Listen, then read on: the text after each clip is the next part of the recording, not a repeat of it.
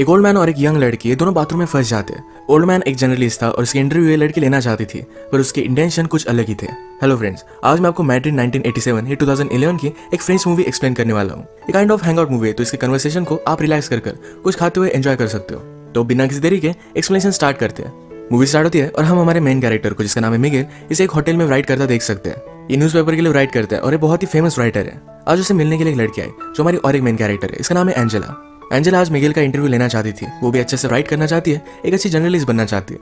Miguel Angela को कुछ order वगैरह करने के लिए कहता है। उसने बहुत पहले एक आदमी के बारे में आर्टिकल लिखा था, उसके बारे में वो बात कर रहा था। वो कहता है मैंने उसके बारे में आर्टिकल लिखा, पर इसके बाद ही उसकी डेथ हो गई थी, तो हमने वो पब्लिश नहीं किया। वो और उसका पब्लिशर बहुत ही क्लोज थे। एंजेला पूछती है कि ऑफिस में सबसे तुम क्लोज थे। मिगेल कहता है एक जगह पर अगर तुम 25 ईयर्स तक काम करो तो सिर्फ एक दूसरे को मारना ही बाकी रहता है। मिगेल बहुत ही स्ट्रेट फॉरवर्ड, उसे जो चाहिए होता है इसके बारे में बोल देता है। इस टाइप का कैरेक्टर है। एंजेला ने कोका कोला ऑर्डर किया था, इसकी एक सिप उसने उससे मांग ली। मिगेल को डॉक्टर ने कोका कोला, टोबैको इस तरीके की चीजें खाने के लिए मना किया है, पर फिर भी वो मानता नहीं। वो एक ही टाइम पर स्मोकिंग भी करता है, कोका कोला भी पीता है और टोबैको भी खाता है। उसे लगता है कि अगर इस तरीके से उसकी डेथ हो जाए तो इसका ब्लेम ये सारी चीजों में इक्वली डिस्ट्रीब्यूट हो जाएगा। एंजेला ने अपनी राइटिंग मिगेल को दिखाने के लिए लाई हुई थी, जो मिगेल को इतनी ज्यादा पसंद नहीं आती। वो कहता है तुम्हारा आर्टिकल बहुत ज्यादा लॉन्ग है, अगर तुम्हें पब्लिश होना है तो ये जरा शॉर्ट होना चाहिए। एंजेला ने मिगेल की राइटिंग स्टाइल भी कॉपी की थी, तो कहता है तुम्हारी राइटिंग स्टाइल जरा यूनिक होनी चाहिए, तुम्हारे वर्ड्स लोगों को पिंच करने चाहिए, तभी आर्टिकल परफेक्ट बनता है। राइट कैसे करना है ये कोई भी सिखा नहीं सकता, ये अंदर से आना चाहिए। यही रीजन था एंजेला ने अपने कॉलेज में राइटिंग के कोई भी लेसन लिए नहीं थे, क्योंकि ये सिखाया नहीं जा सकता। बात करते वक्त मिगेल ने एंजेला को अपने पास बुला लिया था। मिगेल एंजेला को अपने कोट से चाबी निकालने के लिए कहता है। वो कहता है एक मेरे पेंटर फ्रेंड की है जो वीकेंड के लिए बाहर गया हुआ है, तुम्हें कॉल करने से पहले मैंने चाबी उससे ले ली थी, इसके बाद मैंने मेरा लक ट्राई किया। मिगेल एंजेला को अपने साथ वहां लेकर जाना चाहता था। वो उसे कहता है इंटरव्यू लेते वक्त हमारे बीच कोई भी डिस्ट्रैक्शन नहीं आना चाहिए।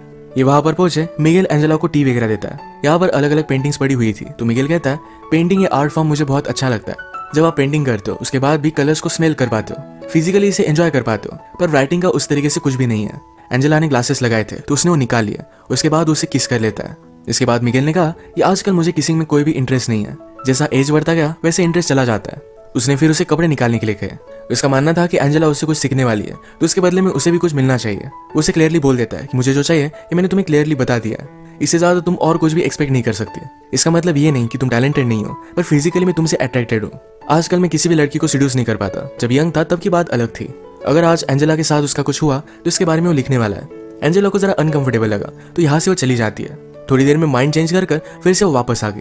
उसने अपने कपड़े निकाले। मिगेल ने अपने फ्रेंड के कलर लेकर उसके बॉडी पर वो ड्रॉ करता है। इनके बीच में अब तक फिजिकली कुछ भी नहीं हुआ। इसके बाद एंजेला शावर लेने के लिए चली जाती है। मिगेल भी उसके पीछे पीछे आया, उसने डोर लॉक किया, वो भी शावर लेता है। शावर लेने के बाद एंजेला ने कहा कि अब मुझे यहाँ से जाना है, ये सब वो नहीं कर सकती। मिगेल को बात सुनकर बुरा लगा, पर एंजेला जब यहाँ से जा रही थी तो बाथरूम का डोर ही ओपन नहीं होता। ये डोर खराब था, पर मिगेल का फ्रेंड उसे बताना भूल गया था। एंजेला इसे खोलने का बहुत ट्राई करती है, मिगेल ने भी ट्राई किया, पर दोनों से खुल नहीं पाता। एंजेला बाथरूम की छोटी सी खिड़की से हेल्प मांगने की कोशिश करती है, पर मिगेल ने उसे कहा कि प्लीज ऐसा कुछ भी मत करो, अगर हम दोनों एक साथ पकड़े गए तो तमाशा हो जाएगा। वो एक फेमस राइटर है, तो स्कैंडल भी बन सकता है। मिगेल ने कहा कि मेरा फ्रेंड 2 दिन तक वापस नहीं आएगा, इतने टाइम में उसकी वाइफ पुलिस को कॉल कर देगी। एंजेला कहती कि मेरे पेरेंट्स उससे पहले ही जरा ज्यादा वरीड हो जाएंगे। ये इन दोनों के लिए प्रॉब्लम थे, तो फिर से खिड़की से आवाज लगाने लग जाते हैं, पर इन्हें कोई भी सुन नहीं पा रहा था। मिगेल कहता है हमारी सिचुएशन बहुत ही अजीब है, एक तो कॉमेडी हो सकती है या फिर ट्रेजेडी। एंजेला ने कहा कि अगर हम सेफली यहाँ से निकल गए तो एक कॉमेडी होगी, अगर मेरे पेरेंट्स को पता चल गया तो एक ट्रेजेडी में कन्वर्ट हो जाएगी। मिगेल पूछता है कि तुम्हारे फादर क्या करते हैं। एंजेला ने कहा कि वो मिलिट्री में है, उनका नाम उसने उसे बताया, तो मिगेल उन्हें जानता था। एंजेला की बड़ी सिस्टर को भी वो जानता है, उन दोनों में 17 ईयर्स का डिफरेंस है। मिगेल कहता है कि जब वो एक्टिंग क्लास में थी तो हम दोनों फ्रेंड्स हुआ करते थे, वो एक्चुअल में उसे लाइक करता था, पर उन दोनों के बीच में कुछ भी नहीं हुआ। मिगेल बहुत ही वरीड था कि उसकी वाइफ पुलिस को बुला लेगी। उसे एक राइटर की स्टोरी याद आई। राइटर हमेशा अपनी वाइफ पर चीट करता था। एक दिन वो घर पर ही नहीं आया, उसकी वाइफ को पता था कि किसी और लड़की के साथ है, फिर भी उसने पुलिस को कॉल कर दिया, कहा कि टेररिस्ट लोगों ने मेरे हस्बैंड को किडनैप कर लिया है। जब वो राइटर नेक्स्ट दिन उठा तो अपने आप को उसने डायरेक्टली न्यूज पर पाया। ये सब बहुत ही फनी बन गया था। उसकी वाइफ ने उसे एक लेसन टीच करने के लिए सब किया था। मिगेल कहता है कि तुम्हारी डैड और सिस्टर में कभी भी बनती नहीं थी, वो हमेशा फाइट करते थे। एंजेला ने कहा कि वो अब भी करते हैं। एक्चुअली एंजेला ने अपनी सिस्टर से ही मिगेल का नंबर लिया था। मिगेल कहता है एक बार मैंने उसे बताया था कि मैं उसे लाइक करता हूँ, पर उसने मुझे रिजेक्ट कर दिया था। अगर उसे पता चला कि हम दोनों किस सिचुएशन में हैं, तो मैं वंडर करता हूँ कि वो करेगी क्या। आजकल एंजेला की सिस्टर ये बड़ी एक्ट्रेस बन चुकी है। एंजेला कहती है कि मेरी सिस्टर को लगता है कि तुम बहुत ही ओवररेटेड राइटर हो। मिगेल को सुनकर बुरा लगा, पर वो कहता है एक ओवररेटेड राइटर ही इसको अपना करियर बना सकता है। एंजेला पूछती है लोग क्या कहते हैं, क्या तुम्हें इससे कुछ भी फर्क पड़ता है। मिगेल पूछता है क्या अब भी तुम मेरा इंटरव्यू ले रही हो। मैं तुम्हें सब आंसर्स दूंगा, पर ये इंटरव्यू किस तरीके से एंड होती है इस पर ही डिपेंड करेगा। उसे टच करने वाला था, पर एंजेला उसे दूर जाकर बैठी। एंजेला कहती है तुम्हारे नॉवेल्स बहुत ही अजीब तरीके से थे, पर फिर भी उन्हें बहुत सारे अवार्ड्स वगैरह मिले हैं। मिगेल कहता है नॉवेल लिखते हो लोग बहुत ही ज्यादा टाइम लेते हैं, मैंने इसे प्रोफेशनली लिखा था, हर रोज मैं कुछ टारगेट रखकर इसे कंप्लीट कर ही डालता था। मिगेल एंजेला से कहता है कि फिर से ट्राई कर देखो, तुम्हारी आवाज सुनकर तुम्हें हेल्प करने के लिए कोई भी आदमी आ सकता है। सुंदर लड़की देखी नहीं और हर आदमी उसे हेल्प करना चाहता है। आवाज देने के बाद भी उसे कोई भी सुन नहीं रहा था। मिगेल फिर से एंजेला के पास आ गया। उसे कहती है मुझे सिर्फ यहाँ से जाना है, उसके साथ कुछ भी नहीं करना चाहती। एंजेला फिर से डोर को ओपन करने की कोशिश करती है।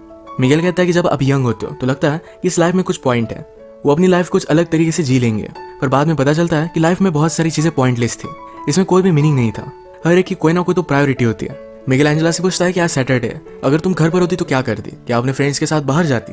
एंजेला को ये सब चीजें पसंद नहीं है, वो कहती है कि मैं बुक्स रीड करती। मिगेल को जो बुक्स पसंद है यही एंजेला ने भी पढ़ी हुई है, पर मिगेल कहता है हम दोनों के व्यूज इस पर बहुत ही अलग अलग होंगे, जैसे कि क्लासिकल म्यूजिक और एक रॉक बैंड में डिफरेंस होता है। मिगेल ने फिर यही टॉयलेट किया। वो कहता है प्यार के बारे में लोगों ने बहुत सारी चीजें लिखी है, पर बाकी चीजों के बारे में कोई भी नहीं लिखता, ये लोगों को ज्यादा रेजोनेट करती है, अपने राइटिंग में इन चीजों का तुम्हें ध्यान रखना चाहिए। मिगेल अब फ्रस्ट्रेटेड हो रहा था। वो कहता है हम दोनों यहाँ है, हम दोनों में एक टेंशन है, अगर हम कुछ भी नहीं करते तो टेंशन बढ़ता जाएगा। सब कुछ हो जाने के बाद शायद हम एक दूसरे को डिजायर नहीं करेंगे, पर फिर भी अट्रैक्शन बहुत ही इंपॉर्टेंट है। मिगेल भी अब जल्दी से जल्दी यहाँ से निकलना चाहता था। उसे बुरा लगता है कि वो सोच क्या रहा था, वो एक ओल्ड मैन है, कोई भी यंग लड़की उसके साथ इंटीमेट नहीं हो सकती। वो कहता है कि मेरी वाइफ को मैं बहुत प्यार करता हूँ, पर फिर भी कभी कभी आपको आइसोलेशन की जरूरत होती है। हम दोनों यहाँ पर इस तरीके से एक साथ है, अगर हमारे बीच में कुछ भी नहीं हुआ पर फिर भी लोगों को लगेगा कि कुछ ना कुछ तो हुआ है, ये उसे एक ट्रेजेडी की तरह लगता है। एंजेला फिर उसके पास आ गई और ये दोनों इंटीमेट हो जाते हैं। इसके बाद एंजेला को थोड़ी सी भूख लगी थी। इस पर मिगेल कहता है मूवीज में मुझे लोगों को कुछ ना कुछ खाते देखना अच्छा लगता है। उसने अभी अभी एक एक्शन मूवी देखी थी जो बहुत ही फास्ट थी, पर अचानक से उसमें एक आदमी का खाना खाते हुए सीन आ गया। उसे लगता है कि उस सीन में एक पीस था, एक रियलिटी थी। वो बताता है कि राइटिंग भी इसी तरीके से होती है, जिस तरीके से जो भी फैक्ट्स है हमें उस तरीके से बताने चाहिए, जितना आप रियल लिखोगे उतना ही लोगों को अच्छा लगेगा। एंजेला अपनी राइटिंग से वर्ल्ड चेंज करना चाहती थी, पर मिगेल कहता है वैसा कुछ भी नहीं होता, तुम सिर्फ लोगों के लिए अच्छा लिखने का ट्राई कर सकते हो, बाकी कुछ भी तुम्हारे हाथ में नहीं। मिगेल के व्यू से बहुत सारे निगेटिव होते हैं। वो एंजेला से हमेशा इस तरीके से बात कर रहा था कि उससे बहुत ही ज्यादा छोटी है, वो ऑलमोस्ट एंजेला को डांट रहा है, इस तरीके से उससे बात कर रहा था। एंजेला को इस पर गुस्सा आ गया। वो कहती मुझे सब लोग इसी तरीके से ट्रीट करते हैं, तुम सिर्फ बड़े हो, तुम्हें एक्सपीरियंस है, इसका मतलब ये नहीं कि तुम सही हो। तुम्हें क्या लगता है यहाँ पर मेरा आना ये तुमने चूज किया था, मैं भी तुम्हें चूज कर सकती हूँ, शायद मुझे भी कुछ ना कुछ डिफरेंट चाहिए था, इसलिए मैं यहाँ पर आई। एंजेला का गुस्सा शांत होने के बाद मिगेल कहता है किसी को आवाज लगा कर देखो, पर फिर भी कोई भी सुन नहीं पा रहा था। एंजेला कहती है कि जब मैं छोटी थी तो इस तरीके से प्रिटेंड करती थी कि मैं एक सेलिब्रिटी हूँ, मेरा इंटरव्यू चल रहा है, और आईने के सामने हमेशा ऐसे देखती रहती थी। मिगेल कहता है लोग अपने आप को जैसे है इस तरीके से एक्सेप्ट नहीं कर पाते, इसलिए कुछ ना कुछ ज्यादा पावरफुल बनने की कोशिश करते हैं। ये बात एंजेला ने भी रियलाइज की थी, और इसके बाद उसने मिरर के सामने इस तरीके से प्रिटेंड करना छोड़ दिया। सब्जेक्ट को चेंज करने के लिए मिगेल कहता है क्या तुम्हें मूवी देखनी है। एंजेला पूछती कि हम कैसे देख सकते हैं।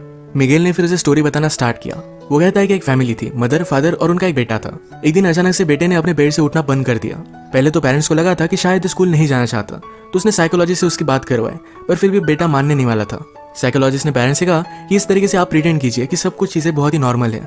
बहुत दिन बीतते गए, पर फिर भी अपने बेड से उठा ही नहीं। फादर और मदर ने फिर डिसाइड किया कि हम इसे लेकर कहीं वैकेशन पर जाएंगे। ये अलग अलग प्लेसेस पर घूमे। घूमते घूमते एक जगह पर मेला चल रहा था। इस मेले में अपने बेटे को बेड पर ही लेकर गए। वहां पर एक लड़की से उसने बात की, वो लड़की भी उसके प्यार में पड़ गई। उनका बेटा फिर भी बेड से उठा ही नहीं। उस लड़की को बहुत बुरा लगा और वो भी फिर बेड में ही रहने लग गई। ये बात देखकर सारे विलेज वालों को लगा कि शायद ये बीमारी कंटेजियस हो सकती है। उन्हें यहाँ से बाहर निकाल दिया गया और भी थोड़े दिन बीत गए। एक रात आई जो बहुत ही ब्यूटीफुल थी। मदर और फादर एक दूसरे की कंपनी एंजॉय कर रहे थे। वो दोनों जंगल में गए और एक दूसरे के साथ इंटीमेट हो गए। जब वो वापस आए तो उनका बेटा बेड से उठकर कहीं चला गया था। उन दोनों ने अपने बेटे को ढूंढने की बहुत कोशिश की, पर उन्हें वो कहीं भी नहीं मिला। एंजेला पूछती है क्या इस स्टोरी की एंडिंग सैड है, मुझे तुम्हें क्यों सुना रहे हो। मिगेल उसे बताता है कि मदर ने अपने बेटे को ढूंढने की बहुत कोशिश की थी, उसे मिला नहीं, पर इस बात से वो खुश थी। उसका बेटा इस तरीके से रह रहा था, इस बात से वो तंग आ चुकी थी। उसे जो फीलिंग्स आ रही थी इस वजह से उसे गिल्टी लग रहा था। स्टोरी की तरह ही हमने आज जो भी किया ये गलत था, हमें इसके बारे में गिल्टी तो लगेगा ही, पर ये अब हो चुका है, इसके बारे में ज्यादा सोचना सही नहीं है। इसके बाद अगर हम फिर से कभी मिले तो तुम मुझे इग्नोर कर दोगी, तुम्हें गिल्टी तो लगेगा पर यही करना सही होगा। इसके बाद थोड़ी देर में मिगेल को किसी का आवाज आया। उस आदमी को बुलाकर कहता है कि प्लीज मेरे फ्रेंड को कॉल करो, मैं यहाँ पर फंस चुका हूँ।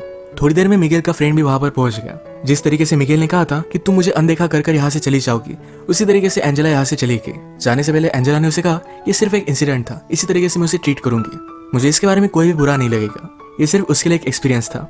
इसी के साथ ये मूवी एंड हो जाती है। अगर हम इस तरीके की हैंग आउट मूवीज देखें तो इसमें सिर्फ कैरेक्टर को और भी ज्यादा जान देना, उनके साथ कन्वर्सेशन एंजॉय करना, यही सिर्फ एक पॉइंट होता है। तो इसी टाइप की आज की हमारी मूवी थी। अगर आपको एक्सप्लेनेशन अच्छा लगा तो प्लीज़ इसे लाइक और कमेंट जरूर कर दीजिएगा। मैं बहुत सारी मूवीज लेकर आता रहता हूँ, तो प्लीज़ इस चैनल को सब्सक्राइब कर दीजिए और बेल नोटिफिकेशन आइकन दबाना मत भूलिएगा। हम फिर से मिलेंगे और एक न्यू मूवी के साथ, तब तक के लिए थैंक यू और आप अपने आप का ख्याल रखिए।